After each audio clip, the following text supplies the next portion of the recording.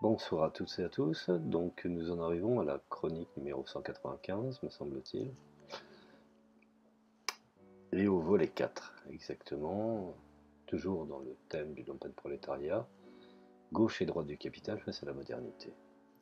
Alors, cette fois-ci, je vais étayer et vous montrer comment, effectivement, aux États-Unis, plus exactement, puisque tout est parti de là-bas, généralement, tout ce qui est négatif au niveau sociétal part de là-bas. Alors quand je parle des États-Unis, bien entendu, je parle des mouvements de pression, je parle de la politique gouvernementale, je parle aussi de la finance, et je me garderai bien de parler du peuple, qui lui, effectivement, d'une façon consciente ou inconsciente, souffre de cette politique qui, effectivement, fait partie, je dirais, de la dynamique de l'État américain.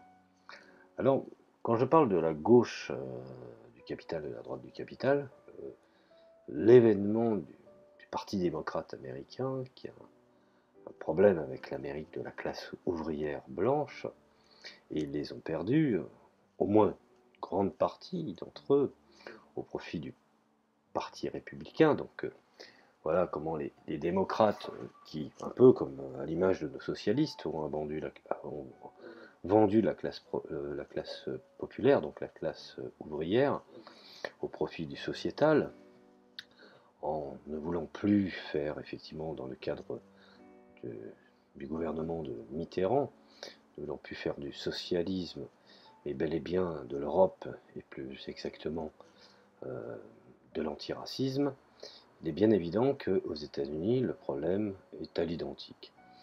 Euh, la classe ouvrière est passée chez Trump, puisque les démocrates ont de toute manière euh, euh, perdu la classe ouvrière américaine.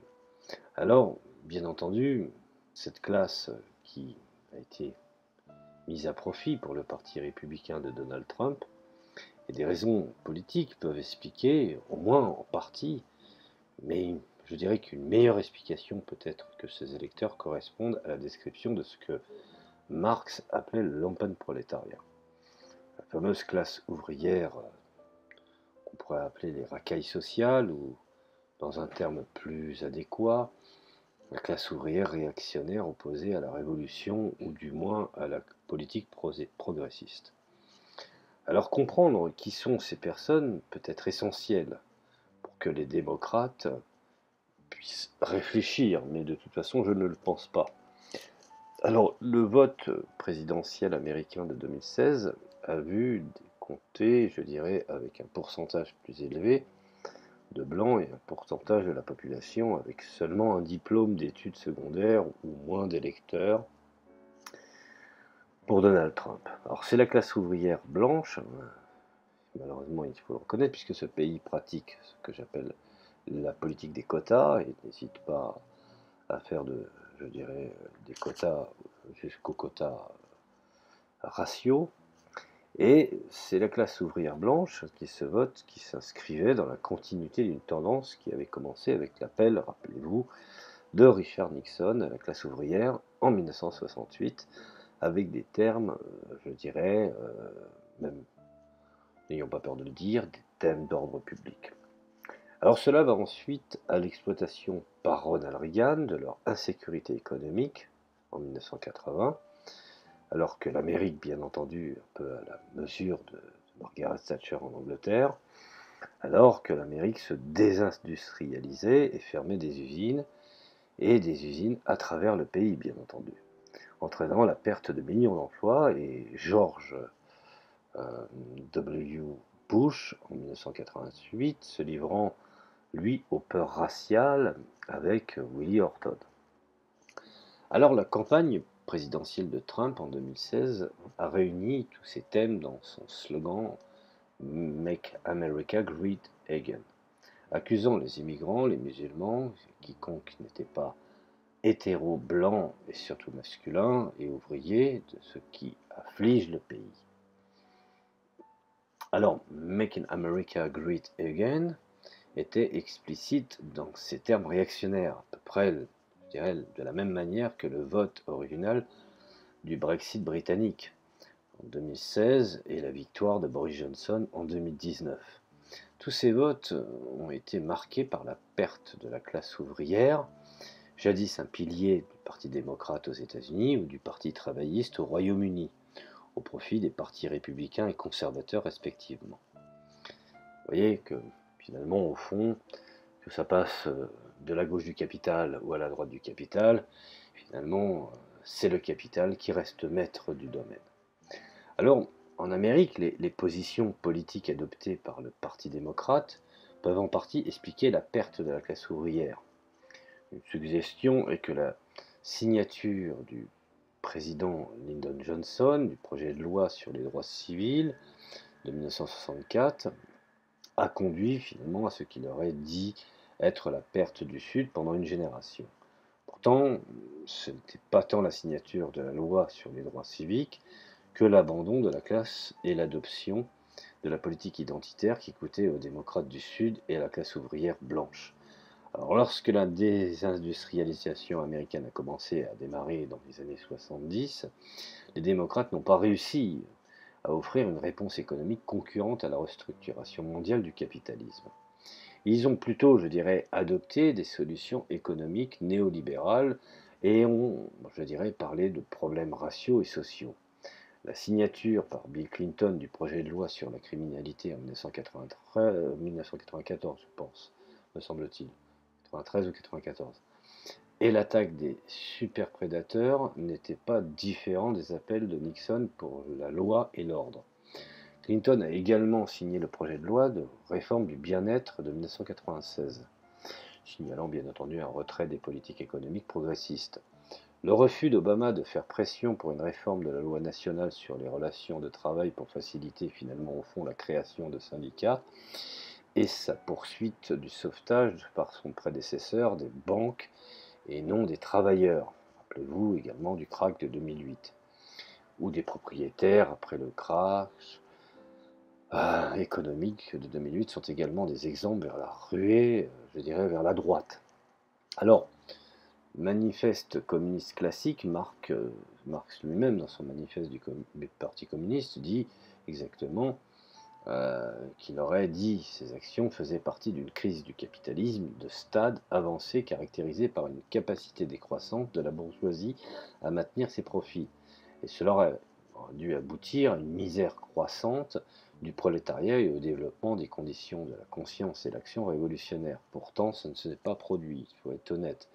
Ce qui a conduit certains à suggérer que Marx avait tort à propos du capitalisme et de la lutte des classes, ce qui est une erreur, puisque effectivement le capital était encore présent. Et Marx ne pouvait pas penser que ceux qui avaient prétention de lutter pour les classes populaires se seraient convertis effectivement au capitalisme. Pourtant, je dirais que Marx a prévu ce problème avec certains travailleurs, et il réside dans sa conception du lumpenprolétariat. C'est pour ça que je vous invite à étudier effectivement le lumpenprolétariat, ce qui est assez intéressant, et qui sont finalement au fond, encore une fois, le lumpenprolétariat, bien que j'en ai parlé dans les 3 volets précédents, et là le lumpenprolétariat dans le manifeste du Parti communiste. Alors il les définit comme la classe moyenne inférieure, petit fabricant, le commerçant, l'artisan, le paysan, il les voit comme disposés à lutter contre la bourgeoisie pour se sauver de l'extinction. C'est un groupe réactionnaire qui souhaite faire reculer la roue de l'histoire et ailleurs, comme dans l'idéologie allemande et la lutte des classes en France, il décrit le lumpenprolétariat comme l'écume de la terre, des voleurs, ou un groupe historiquement pris entre les paysans et les hommes libres, pourtant en mettant, je dirais, entre parenthèses, ces descriptions plus désobligeantes. Beaucoup de la classe ouvrière blanche de Trump correspond à la description, effectivement, également du lumpenprolétariat. Bien entendu, il y a le sous-lumpenprolétariat qu'on peut appeler effectivement la classe des Noirs américains. Alors Marx prévoyait qu'un groupe de la classe ouvrière ne serait pas amendable à une action révolutionnaire, serait poussé à se défendre eux-mêmes, enclins à résister au changement. Associé maintenant à ce concept du lumpenprolétariat, à deux autres observations sur Marx. Premièrement, comme les critiques l'ont souligné, Marx et le marxisme ont un problème avec la race. Mais ne voyons pas comment l'oppression non-classe était un problème. Bien que Marx lui-même reconnaissait que le capital, les forces en présence, à savoir la bourgeoisie, pour casser effectivement l'esprit, je dirais, historique de la lutte des entreprises, n'hésiterait pas à utiliser effectivement une certaine forme d'immigration des colonies, qui n'avait pas de concept de l'idéologie de lutte. C'est ce que Marx avait défini de trois Chinois pour un Yankee. Alors, bien entendu, le concept du lumpenprolétariat offre une ouverture, surtout si l'on considère le racisme et la rhétorique de la politique racialisée comme des outils structurels ou idéologiques pour diviser, ce qui, effectivement, en ce cas d'espèce, ils le font absolument très bien. Ensuite, en supposant qu'une grande partie de la base de Trump correspond à la description du lumpenprolétariat et quelles en sont les implications d'une part, il n'est pas clair qu'au cours, je dirais, de ces 50 dernières décennies, si à l'approche des élections présidentielles américaines de 2020, des appels importants à la classe et à l'économie auraient pu ramener ces électeurs aux démocrates. Peut-être que si le Parti démocrate avait continué à parler de classe, beaucoup de travailleurs seraient restés avec eux, mais il n'est pas clair face à la menace d'extinction. Un peu aujourd'hui à l'image de notre Parti socialiste français qui n'a plus rien de socialiste.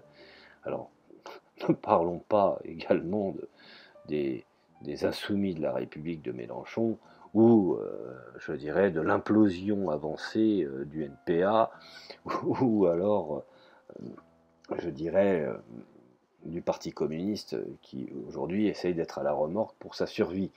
Je ne parlerai pas des Verts qui sont des libéraux libertaires et qui sont aussi dangereux effectivement que le président Emmanuel Macron. Mais ça, c'est une autre question.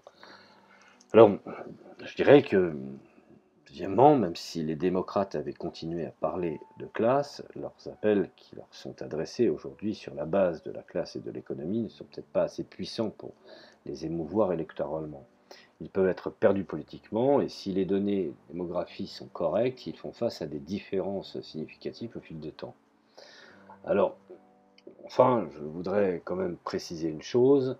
Mon analyse que je viens de faire ne doit pas être interprétée comme suggérant que peu importe si les démocrates choisissent un candidat conservateur ou progressiste à la présidence en 2020 lors d'une élection basée sur le collège électoral et non sur le vote populaire, ceci n'est pas un pamphlet ou un bréviaire faisant l'éloge du Parti démocrate ou voulant effectivement qu'il ne soit plus, qu'il ne soit pas ce qu'il n'a jamais peut-être été, mais ni des conseils de prescription politique et de stratégie d'un candidat éventuel.